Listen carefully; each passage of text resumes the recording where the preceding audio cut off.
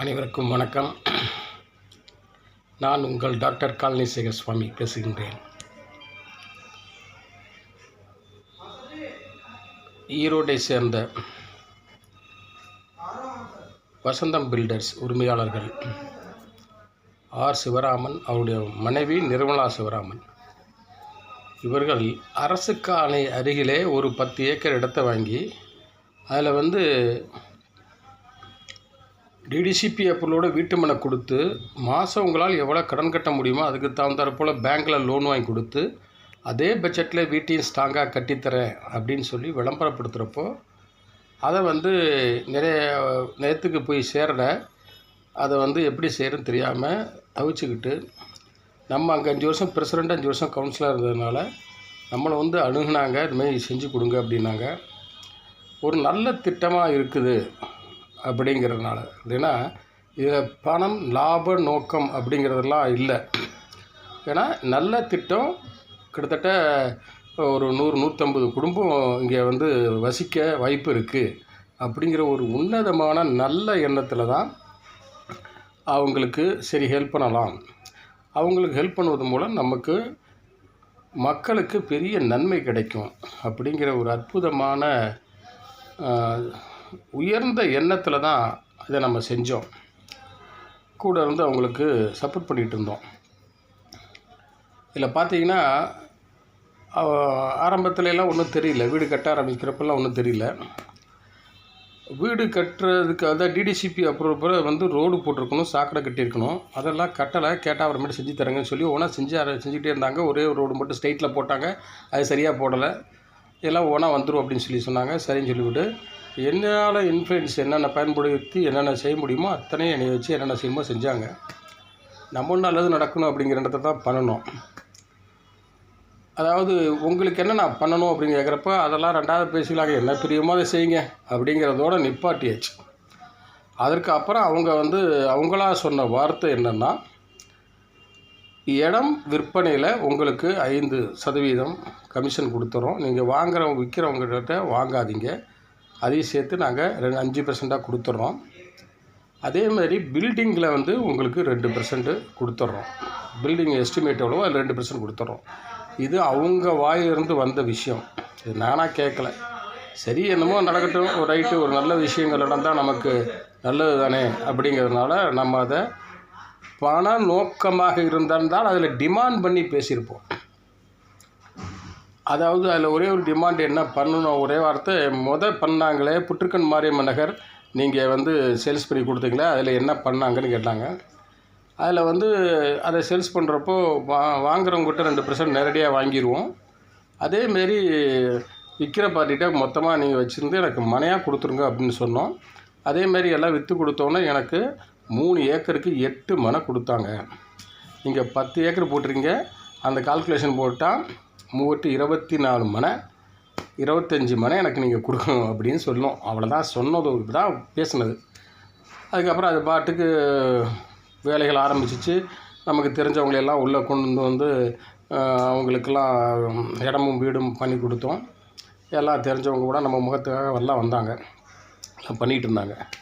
இது என்ன ஆச்சுன்னா, அவங்களுக்கு 1 வருஷம் 2 வருஷம் ஆயிடுச்சு. எந்த விதமான கணக்கும் அவங்ககிட்ட பார்க்கல.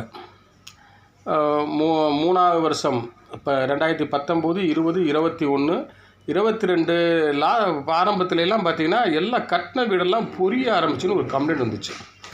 இதில் அவங்க பண்ண விஷயம், நமக்கு தெரியாத ஒரு விஷயம் என்னென்னா, இந்த ஃபைல் ஃபவுண்டேஷனுங்கிறது சத்தியமாக நமக்கு தெரியாது. இதை அவங்க புதுசாக சொன்னாங்க. இது என்னங்க, கருங்கல் போட்டு அசிவாரம் பறித்து கருங்கல் போட்டு தானே கட்டிக்கிட்டு இருக்கோம், இங்கே எல்லாமே அதுமாதிரி தான் கட்டுறோம், நீங்கள் என்ன புதுசாக ஃபைல் ஃபவுண்டேஷன் சொல்கிறீங்களே அப்படின்னா, இது நங்கூரம் போட்ட மாதிரி நல்லா ஸ்ட்ராங்காக இருக்கும் அப்படிங்கிறதுனால நல்லா இருக்குங்க, இது நிறைய இடத்துல நாங்கள் பண்ணியிருக்கோம், நல்லாயிருக்கும் அப்படின்னாங்க. சரி, பில்டிங்கை பற்றி நமக்கு தெரியாது, அதனால் அவங்க சொல்கிறதுனால சரி ஓகே அப்படின்னு அவங்க போட்டதை பார்த்தா 5 அடிக்கு ஒரு இது ஃபைல் ஃபவுண்டேஷன் போடுறத பார்த்தா நங்கூர மாட்டை அதில் பெல்ட்டு போட்டு போகிறப்ப நங்கூர மாட்டை தெரிஞ்சுது. நமக்கும் ஓரளவுக்கு தெரிய மாதிரி தெரிஞ்சுது. அதனால் மக்களும் கேட்டாங்க, நானும் கேட்டப்போ அவர் விளக்கம் அப்படி மாதிரி சொன்னாங்க. சிவராமனும் நிர்மலா சிவராமன் அவர்களும் இந்த மாதிரி விளக்கம் சொன்னாங்க. ரைட்டு, ஓகே அப்படின்னா கட்டடப் பணிகள் அத்தனையும் கிட்டத்தட்ட 1 2 3 4 5 இன்ஜினியர்ஸ், சின்ன சின்ன பசங்க படிச்சுட்டு வந்த பசங்களெல்லாம் சேர்த்துனா ஒரு 5-6 பேர். அவங்கள வச்சு தான் எல்லா வேலையும் கட்டடப்பணி பூரா அதான் பண்ணாங்க. நான் பண்ண பணி, ஏன்னா அந்த பணத்தை வந்து யார் கையிலையும் கொடுத்து வாங்க முடியாதுங்க. அதனால் நீங்களே ரசீது போட்டு வாங்கி கொடுங்க, நான் என்கிட்ட வந்து அடிக்கட்டையில் நான் கையெழுத்து போட்டு பணத்தை வாங்கிக்கிறேன்னு சொல்லி அவங்ககிட்ட வாங்கின பணத்தை பூரா அந்த மக்கள்கிட்ட மேக்ஸிமம் கிட்டத்தட்ட அவர்கிட்ட நேரடியாக கொடுத்து, அவர் நேரடியாக இருந்தால் நேரடியாக கொடுக்க சொல்லிடுவேன். இல்லாத போது கிட்டத்தட்ட 80% நான் தான் நேரடியாக எல்லாத்திட்டையும் பணம் வாங்கினேன். பணம் வாங்கி உண்மையை சொல்லணும், பணம் வாங்கி அவங்களுக்கு கொடுத்த அத்தனை பேர்த்துக்கும் ரசீது கொடுத்தாச்சு. பணத்தை அப்பயே கொடுத்தோன்னே ரசீது போட்டு கொடுத்தாச்சு. அவர் வந்து புதன்கிழமை அது வாரத்தில் 2 நாள் 3 நாள், அப்புறம் இடையில கிரையம் இருந்துச்சுன்னா வருவார். அந்த சிவராமன் வருவாங்க. வந்தவுடனே எல்லாத்தையும் அவங்ககிட்ட அப்படியே பணத்தை கொடுத்துட்டு அவங்ககிட்ட கவுண்டர் ஃபைலில் சைன் வாங்கி அப்படியே அவங்ககிட்ட பணத்தை செட்டில் பண்ணிடுவோம். இதுதான் நடந்துகிட்டு இருந்துச்சு. ஏன்னா இதை பூரா நாளைக்கு நான் இருக்கணும் இல்லையோ தெரியாது. பிரச்சனை தீர்ந்துச்சுன்னா இருப்பேன். பிரச்சனை நாளைக்கு ஒரு நாள் தான் இருக்குது, எப்படி தீர்க்க போகிறாங்கன்னு தெரியல. அப்படி பிரச்சனை தீரலைன்னா நிச்சயமாக நான் சொன்ன மாதிரி செஞ்சுவேன். ஆனால் இது எல்லாத்துக்கும் தெரியுங்கிட்டு தான் வீடியோ போடுறேன். அதனால் என்ன நடந்திருக்கணும்னா இப்படி தான் நடந்திருக்கணும். அவர் சொன்ன விதத்தில் எனக்கு அப்படின்னு செய்கிறதாக இருந்திருந்தால் கிட்டத்தட்ட அந்த வீட்டிற்கும் அவர் சொன்ன 5%, அவங்க சொன்னது நானாக கேட்கல, அவங்களா சொன்னதே எனக்கு கணக்கு போட்டோம்னா கிட்டத்தட்ட 1 கோடி ரூபா எனக்கு கிட்ட பணம் வரும். ஆனால் நான் 3 வருஷமாக எந்த கணக்கும் போகல. பிரச்சனைன்னு வந்ததுக்கப்புறம் தான் கணக்கே பார்க்க ஆரம்பித்தோம். அப்போது அது இதுங்க அப்படி இப்படின்னு சொல்லிவிட்டு ஒரு 3 மனை எனக்கு கிரையம் பண்ணி கொடுத்தாங்க. நான் நிற்கிற கண்டிஷன் வந்துட்டேன். நிற்கிற கண்டிஷன் வந்ததுக்கப்புறம் தான் அவங்களை எதுக்க முடியும். உள்ளுக்குள்ளே இருந்துக்கிட்டு துரோக வேலை நம்மளால் பண்ண முடியாது. அதனால் வந்து நிற்கிறதுன்னு முடிவு பண்ணிவிட்டு கணக்கு பார்த்து எனக்கு கணக்கு முடிச்சு விட்ருங்க, நீங்கள் தப்பாக செஞ்சிட்ருக்கீங்க, அதனால் கணக்கு முடிச்சு விட்ருங்கன்னு சொன்னோன்னே தான் கணக்கு பார்க்குறப்ப அப்படியே உள்ட்டாக விட்டார். நான் அந்த வீட்டுக்கு 2%ன்னு சொன்னது சொல்லலை அப்படின்னு சொல்லி வீட்டுக்கு இப்போ சொல்லவே இல்லை அப்படின்ட்டார். ரைட், சந்தோஷம். நான் எதுவுமே கேட்டுக்கல. உன்னால் என்ன முடியுமோ அவ்வளோதானே, முடிச்சுட்டு போய் மூஞ்சிலே முடிக்கக்கூடாது, துரோகம் பண்ணுற மூஞ்சியில் நம்ம முடிக்கக்கூடாதுங்கிறது தான் நம்மளுடைய எண்ணம். அதனால் சரின்னு சொல்லியாச்சு. அப்புறம் கணக்கு போட்டு 3 மனை, எவ்வளோ கொடுமை பாருங்கள். 3 மனை, 3 வருஷம் வேலை செஞ்சுருக்கேன் நான். 3 மனை கொடுத்துட்டு 7.5 லட்சம் பணம் வாங்கியிருக்கேன் நான். கொஞ்சம் கொஞ்சமாக வாங்கினது மொத்தம் வந்து 7.5 லட்ச ரூபா அவர்கிட்ட வந்து மொத்தமாக வாங்கியிருக்கேன். ஒரு 7.5 லட்ச ரூபா அந்த பிஸ்னஸ்க்காக 7.5 லட்ச ரூபா பணம் வாங்கியிருக்கேன். அதனால் பொய் சொல்லக்கூடாது, எப்போவுமே உண்மையை சொல்லணும். 7.5 லட்ச ரூபா பணமும் 3 மனையும் இந்த 3 வருஷ பணிக்கு எனக்கு கிடைத்தது, அவ்வளோதான். ஆனால் கணக்கு பார்த்தால் 1 கோடி ரூபா வரணும். 7.5 லட்சம் இந்த 3 மனையும் கணக்கு போட்டு கழிச்சிட்டு போனாலுமே கிட்டத்தட்ட இதில் ஒரு 7.5 15 ரூபா தான் நமக்கு வந்ததுன்னு வச்சுக்கோங்க. மிச்சம் 85 லட்ச ரூபாயை ஏமாத்துகின்றான் சிவராமனும் அவருடைய மனைவியும். பரவாயில்ல, போயிட்டு போகிறான், அவ்வளோதான். ஆத்தா புட்டுக்குன்னு மாரியாத்தா இருக்கா. அவருக்கு ஏற்கனவே இந்த கதையெல்லாம் சொல்லியிருக்கேன் நான். எனக்கு யார் யார் துரோகம் பண்ணவங்க கதையெல்லாம் நான் ஏற்கனவே சொல்லியிருக்கேன். அந்த கதையை மறுபடியும் சொல்ல வேண்டாம் என்ன. அதனால் அவள் பார்த்துக்குவா. ஒன்று அது 2வது ஒரு விஷயம். ஏன்னா இது நடந்தது என்னான்னு எல்லாத்துக்கும் தெரியணுங்கிறதுக்கோசரம் தான் இதை நான் ஓப்பனாக சொல்கிறேன். அடுத்து வீடுகள் அத்தனையும் ரொம்ப ஒஸ்ட்டு. போய் வீடு கட்டுறப்ப சத்தியமாக நான் போய் பார்க்கல. எந்த வீடு கட்டுறவங்க அத்தனை பேர் எங்களுக்கு 80 வீட்டுக்காரங்க கேட்டு பாருங்கள். எந்த வீட்டுக்காக நான் வந்து பார்வையிட வந்த நான் இன்ஜினியரும் அவரும் தான் போய் பார்ப்பாங்க. அளந்து சம்பளம் போட்டது, ஆள்களை வர வச்சது, அந்த ஃபைல் ஃபவுண்டேஷன் போட்டது, இது எல்லாமே இந்த ஃபைல் ஃபவுண்டேஷன் நமக்கு தெரியாது. பில்டிங் சம்மந்தப்பட்ட அத்தனையும் வசந்தம் பில்டர்ஸ் நிர்வாகம் இன்ஜினியர்களை வச்சு நேரடியாக பண்ணாங்க. பணம் பரிவர்த்தனை மட்டும்தான் நான் செஞ்சேன். அதை புரிஞ்சுக்கோங்க. அடுத்து அதை கேட்குறப்ப எல்லாம் என்கிட்ட தான் வந்து சொன்னாங்க. அப்போ நான் சொல்கிறப்ப அவங்க கம்முன்னு இருந்தால் நீங்கள் தான் தூண்டி விட்றீங்க அப்படின்னு சொல்லி எனக்கு அவருக்கும் அப்போ தான் பிரச்சனை வந்தது. நான் தூண்டி விட அவசியம் கிடையாது, நானே நேரடியாக அதுக்கப்புறம் தான் போய் பார்த்தேன். எல்லாம் தொட்டால் உதுரமே இருக்குது, இது சரியில்லை, இந்த ஃபைல் ஃபவுண்டேஷன் இங்கே போட்டதே சரியில்லை அப்படிங்கிற விவரம் அதுக்கப்புறம் விவரம் தெரிஞ்சவங்களெல்லாம் கேட்க. ஏன்னா பிரச்சனையே வரப்போ தான் நம்ம கேட்க முடியும். அப்போ பிரச்சனையே வரப்போ சம்மந்தப்பட்டவங்கள்ட்ட கேட்குறப்ப மணல் பாங்கான இடத்துல, இதான் முக்கியமான விஷயம், இதை பார்த்துக்குங்க. மணல் பாங்கான இடத்துல தான் அந்த ஃபைல் ஃபவுண்டேஷன் போடணும், மண்ணுக்கிட்ட போடவே கூடாது. இவருக்கு லாபம் வரும். ஏன்னா கருங்கல் அஸ்திவாரம் போட்டு பண்ணி போட்டால் லாபம் அதிக செலவாகும். இதுனா செலவு கம்மி, இவருக்கு லாபம் அதிகமாக இருக்குங்கிற கெட்ட எண்ணத்தில் பண்ணியிருக்கிறார் இருந்தால். இது நமக்கு தெரியாது. ஏன்னா ஒரு யதார்த்தமானவங்கிட்ட வந்து சேரவங்க யதார்த்தமாக தான் இருப்பாங்கிறத நம்ம நினச்சி பண்ண முடிஞ்சு மணி மைண்டுக்கோ அல்லது வந்து அதில் ஏதாவது குதர்க்கமாக நடக்கிறதுக்காகவோ ஒருத்தருக்கு தீங்கு செய்கிற கெட்ட எண்ணம் அதில் இல்லை. நம்மளை பொறுத்தவரையிலும் அவன் எப்படி செஞ்சான்னு தெரியாது. அதனால் அந்த ஆள் வந்து அந்த கெட்ட எண்ணத்தில் லாப நோக்கத்தோடு அந்த வேலையை செஞ்சதுனால என்ன ஆயிடுச்சுன்னா, ஒரே ஒரு விஷயம், இது மிக மிக முக்கியமான விஷயம். ஒரு என்கிட்ட சொன்ன நான் அது சம்மந்தமாக எனக்கு தெரிஞ்ச இப்போ இன்ஜினியர்ஸ்லாம் கேட்குறப்ப சொன்னாங்க, ஒரு கம்பியை மணலுக்குள்ளே வச்சுருந்தீங்கனாலும் வைங்க, அதே 2 கம்பியை எடுத்துக்கோங்க, ஒரே மாதிரி இருக்க கம்பி 2 கம்பியை 2 அடிக்கு வெட்டி ஒரு கம்பியை மணலுக்குள்ளே சொருகி வச்சு கம்ப்ளீட்டாக மூடிடுங்க, இன்னொரு கம்பியை மண்ணுக்குள்ளே போட்டு மூடிடுங்க, கரெக்டாக ஒரு மாதம் கழித்து எடுத்து பாருங்கள் அப்படின்னாரு. எடுத்து பார்த்தா என்ன ஆகும்னா, மணலில் போட்ட கம்பி மேக்ஸிமம் கிட்டத்தட்ட அப்படியே இருக்கும், ஆனால் மண்ணில் போட்ட கம்பி துருப்பிடிச்சிடும், அரிச்சு எடுத்துருக்கோம். இதுதான் இப்போ அங்கே விவசாயம் நடந்த உண்மை.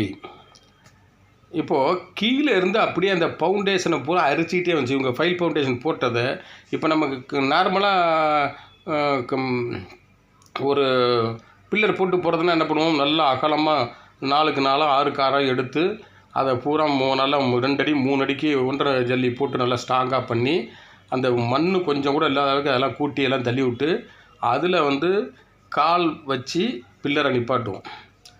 அதில் மண் எங்கேயுமே சேராத அளவுக்கு அப்படியே பேக்கிங் பண்ணி இப்போ கம்பி வெளியே தெரியாத அளவுக்கு கம்ப்ளீட்டாக செஞ்சுட்டு வந்தால் தான் அந்த கம்பி நீண்ட நாள் நமக்காக தாங்கும்.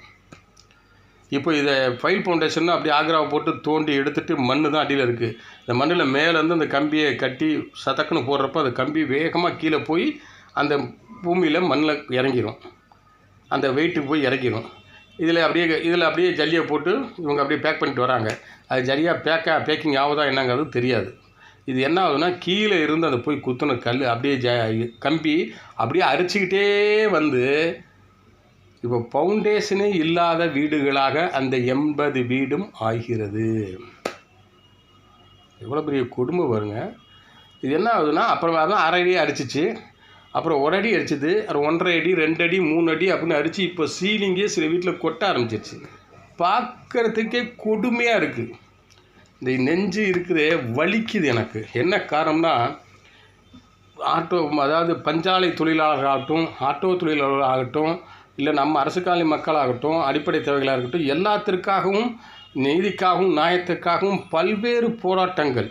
ஈழத்தமிழன் திலீபன் போல் எச்சில் முழுங்காமல் உண்ணாவிரதம், கைது, சிறையிலும் தொடர்ந்து உண்ணாவிரதம், சிறையிலிருந்து மருத்துவமனை கொண்டு போய் போட்டாலும் அங்கேயும் மருந்து மாத்திரை டிப்ஸ் எதுவும் போட்டுக்க மாட்டேன்னு ஸ்ட்ரகிள் பண்ணி சட்டத்தில் என்ன பண்ணணும்னு தெரியாமல் கலெக்டர் உத்தரவு பேரில் ஆடியோ டிஆர்ஓ சிறைக்குள்ளே வந்து பேச்சுவார்த்தை நடத்தி எதற்காக நான் வெளியே உண்ணாவிரதம் போதும் அதை சிறைக்குள்ளே ஜெயிச்சுட்டு வந்தேன். நான் எல்லா மக்களுக்கும் இங்கே இருக்க கரூர் இருக்க அத்தனை மக்களுக்கு தெரியும்.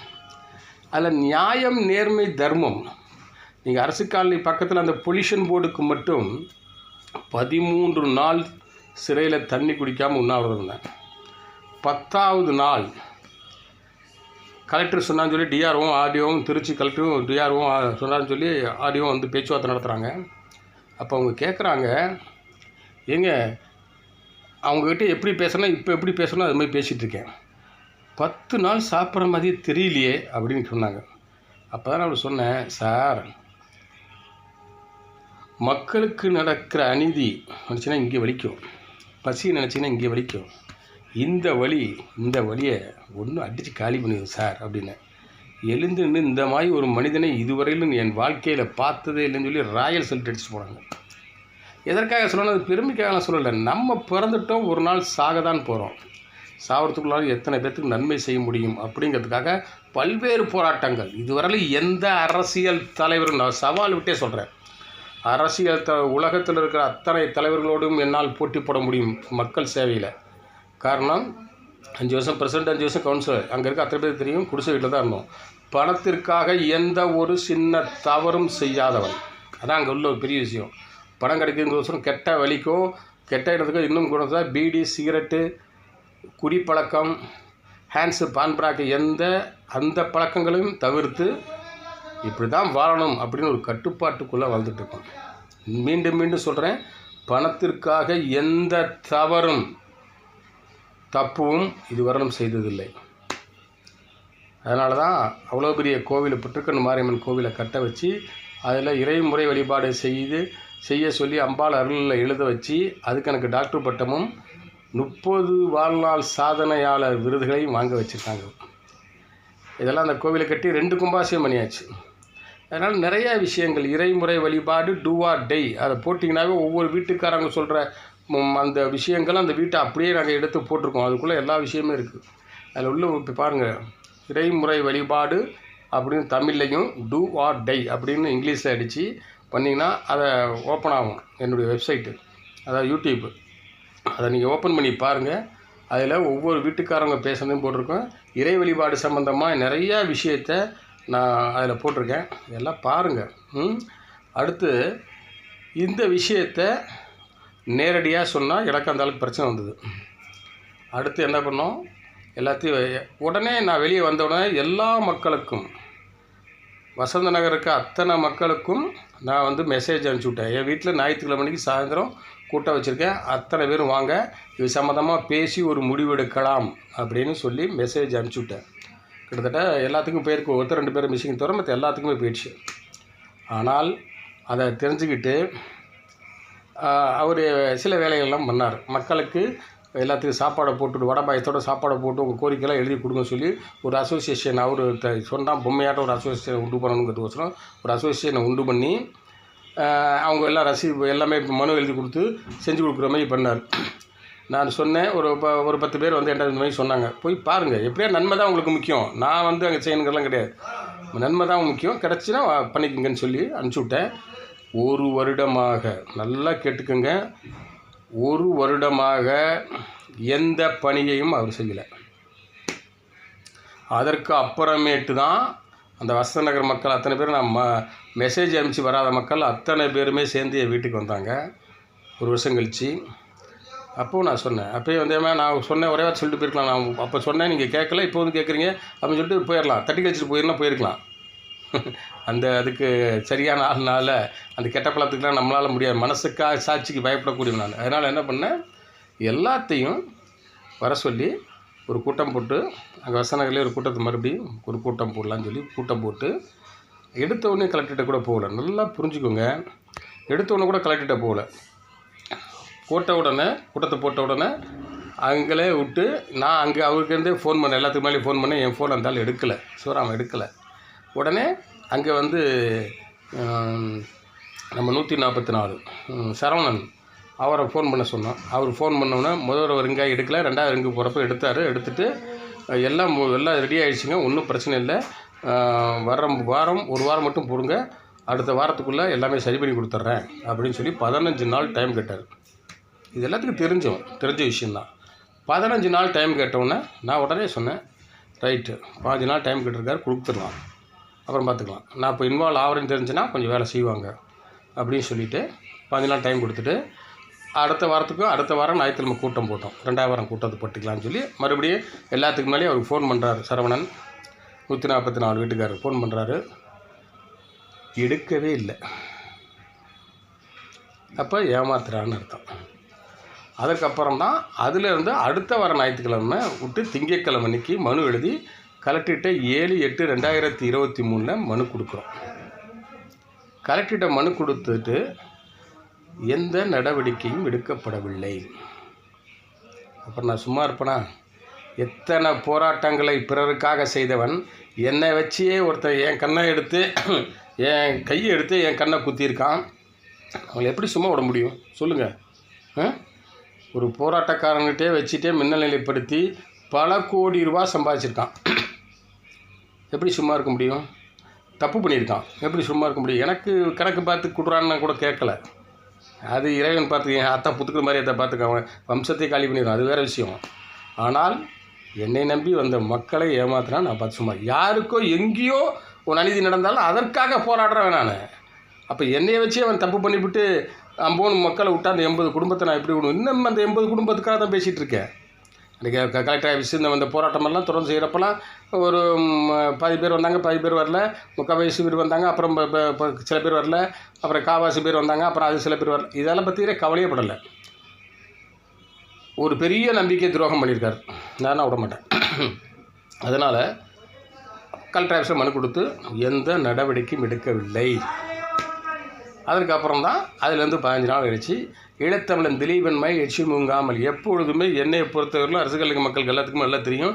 எண்ணெய் வருத்தி கரூர் பகுதி இருக்க எல்லாத்துக்குமே தெரியும். எண்ணெய் வருத்தி தான் பிறருக்கு நன்மை செய்திருக்கிறேன் ஒழிஞ்சு பிறரெல்லாம் வாங்க கும்பலாக வாங்கின எல்லாத்தையும் அரசு பண்ணி உள்ளே தள்ளி விட்டு நான் வெளியே வந்து உட்காந்துக்க ஆள் கிடையாது. நான் அது மற்ற அரசியல் தலைவர்கள்லாம் செய்வாங்க.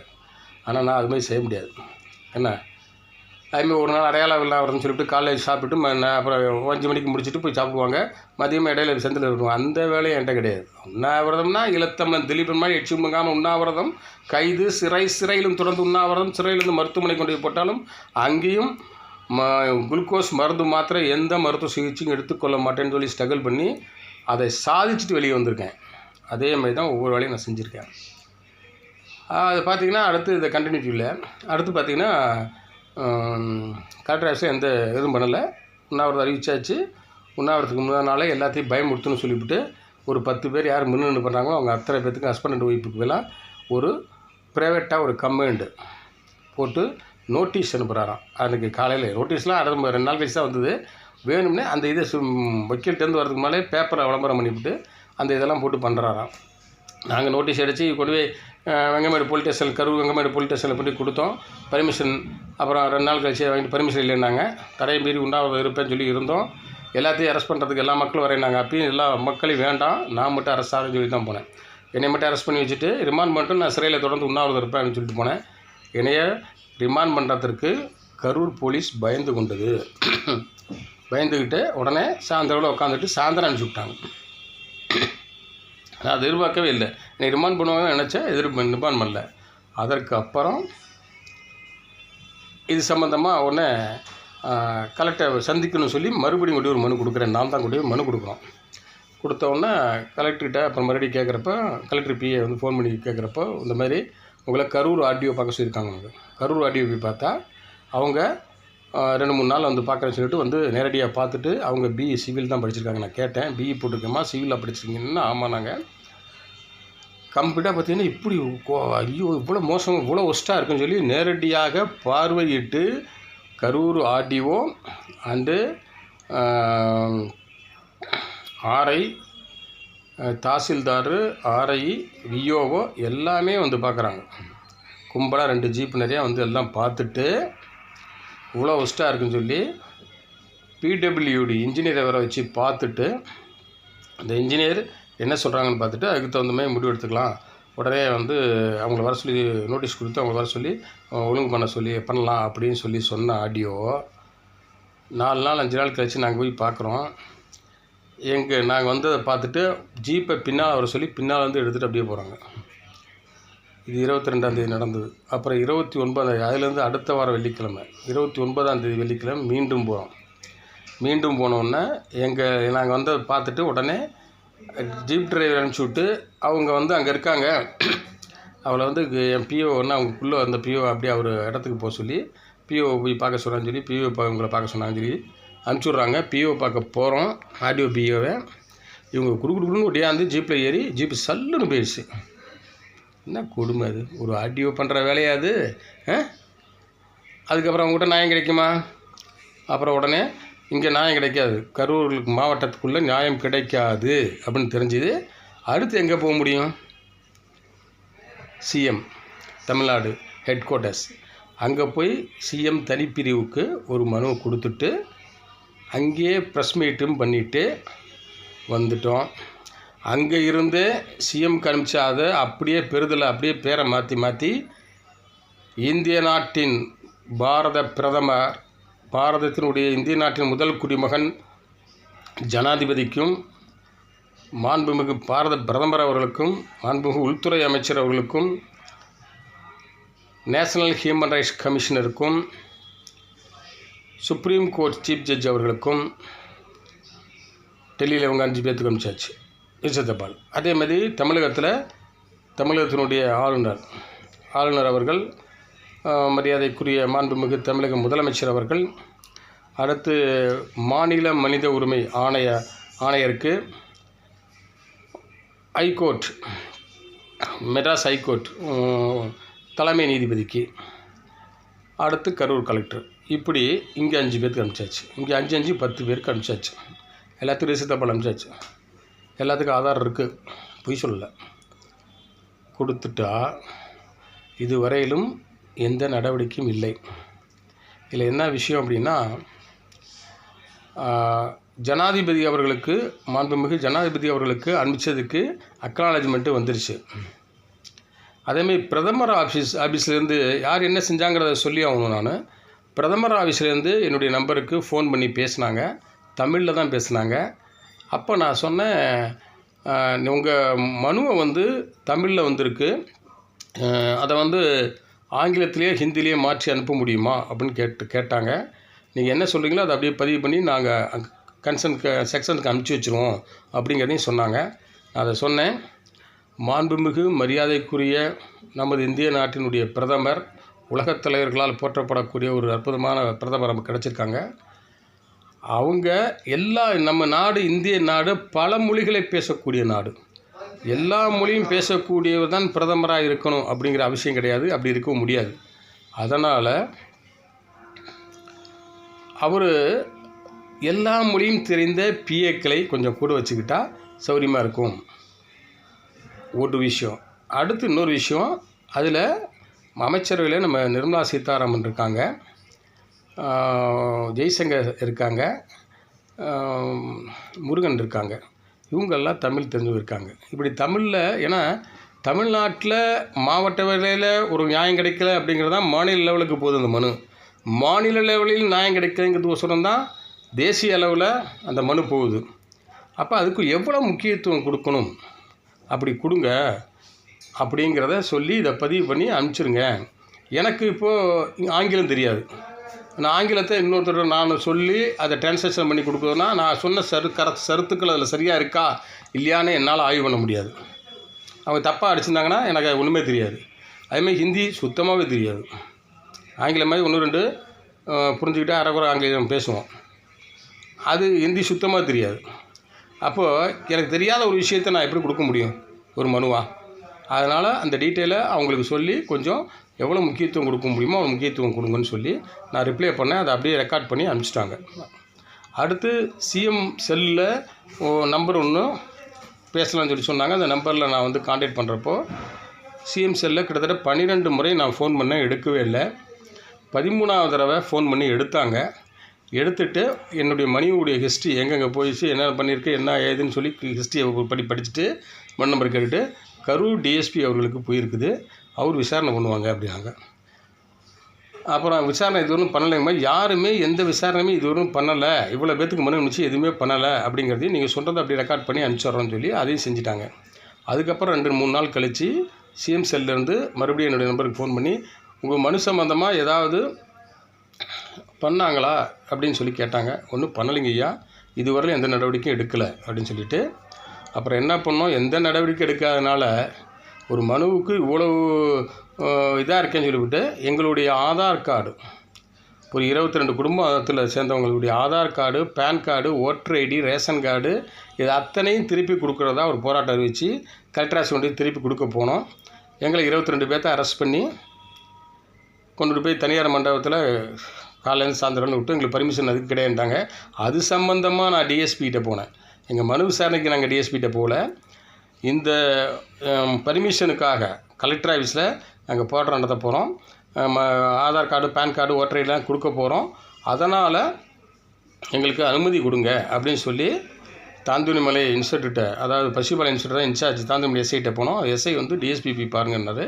சரி, டிஎஸ்பி மரியாதை நிமித்தமாக போய் பார்க்க போனால் ஒரு டிஎஸ்பி ஒரு ரூமில் இருக்கார். நான் வெளியே உட்காந்து மனு எழுதி முடிச்சுட்டு வெளியே வெயிட்டிங்கில் உட்காந்துருக்கேன். சல்லுன்னு வெளியே வந்து கொஞ்சம் கூட ஒரு மரியாதை என்பது இல்லாமல், என்ன யார் நீயே, என்ன உனக்கு இப்போ தெரியாதா, எல்லாம் புரோக்கரா, நீங்கள் இடம் வாங்கி கொடுத்தா புரோக்கரு, புரோக்கர் வேலை பண்ணுவீங்க, அப்படிம்பீங்க இப்படிம்பீங்க. என்ன, அதாவது அவர் நல்லவரா இல்லை அவர் வேறு வழியில் அவரை தனியாக ஸ்பெஷலாக கவனிச்சிட்டாங்கங்கிறது அவருடைய பேச்சிலேயே தெரிஞ்சுது. எங்களை மிரட்டாரு, எல்லாம் அடித்து உதச்சி உள்ளே தள்ளி கேஸை போட்டு உள்ளே தள்ளிடுவேன், ஜாக்கிரதை அப்படின்னு சொல்லிக்கிட்டு நிற்கவே இல்லை, போகல. திரும்பி நான் பதில் கேட்கறதுக்குன்னு கூட நிற்கலை. ஏங்க சார் நான் போன தடவை போராட்டம் நடத்தினேன், அப்போயே ரிமாண்ட் பண்ணியிருக்க வேண்டியதானே, இப்போ ஆதார் கார்டு கொடுக்க போகிறோம், அப்போயே ரிமாண்ட் பண்ணுங்க அப்படின்னு கேள்வி கேட்கக்குள்ளாரையும் அது நான் என்னை விட்டு எதுவுமே எதிர்பார்க்கல. ஏன்னா ஏதாச்சும் கேள்வி கேட்பேன், பதில் சொல்ல முடியாதுங்கிறனாலே குடுன்னு ஓடிப்பிட்டார் அவரும். அவர் நல்ல மனுஷன், கரூர் டிஎஸ்பி. இதுவரை நடந்த கதை. அதுக்கப்புறம் நான் என்ன பண்ணேன், இது அப்படியே இருக்குதுன்னு சொல்லிவிட்டு இது சம்மந்தமாக இப்படி எல்லாத்துக்கும் மனு கொடுத்து, யாருக்கு தான் மனு கொடுக்கறது? ஒரு பிரச்சனை நடக்குது, அப்படியே கொட்டுது, எல்லா வீடும் உளுந்து, நாளைக்கு 80 வீட்டில் இருக்கிறவங்களும் ஒரு வீட்டுக்கு கிட்டத்தட்ட ஒரு 2-3 பேர் குழந்தைங்களோட சேர்த்துனா ஒரு 5 பேர் இருக்காங்கன்னு வச்சுங்க. 80 ஒரே நேரத்தில் இருக்க போதில்ல. குறைஞ்சது ஒரு 2 8 16 ஒரு 100-150 பேருக்கு ஏதாவது சேதம் என்றால் யார் பொறுப்பெடுக்கிறது? ரமணா படம் மாதிரி வீட்டுக்கு 1 லட்ச ரூபா வாங்கிட்டு போ அப்படின்னு சொல்கிறதுக்கா? அதற்காக தான் நான் ஒரு முடிவு பண்ணேன். இனி மக்களை அலைய விடக்கூடாது. பாவம், அவங்களால இஎம்ஐ கூட கட்ட முடியல.